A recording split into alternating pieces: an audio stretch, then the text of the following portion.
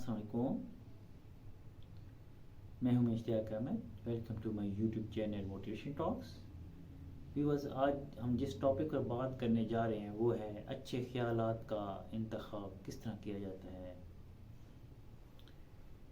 انسان کے ذہن میں ہر وقت خیال آتے جاتے رہتے ہیں. ان میں کچھ خیالات اس کے لیے مفید ثابت ہوتے ہیں اور کچھ خیالات ان کو غلط راستے کی طرف ڈال دیتے ہیں.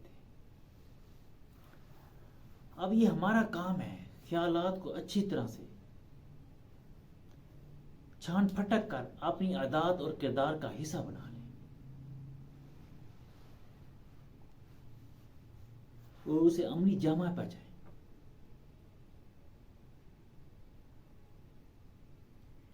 کسی دانشور کا قول ہے، دل کے دروازے پر دربان بیٹھ کر بان جاؤ اور دیکھو کون آ رہا ہے اور کون جا رہا ہے.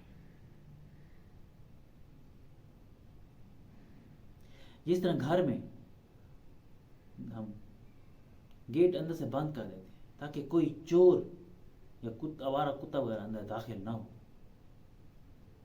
اس طرح ہمیں بھی خیال رکھنا چاہیے کہ آنے والے خیالات مثبت ہیں یا منفی ہیں، کیا یہ ہمارے کام کے ہیں یا نہیں ہیں. یہ ہمارے سب اختیار میں ہے کہ کون سے خیالات کو ہم نے اختیار کرنا ہے اور کس کو چھوڑ دینا ہے. ہمیشہ آپ پازیٹیو خیالات کو اپنے ذہن میں جگہ دیں، پازیٹیو وے کی طرف سوچیں، تو آپ کے زندگی میں ہر راہیں کھل جائیں گی، کامیابی کے راستے کھلتے چلے جائیں گے. ایک دن آپ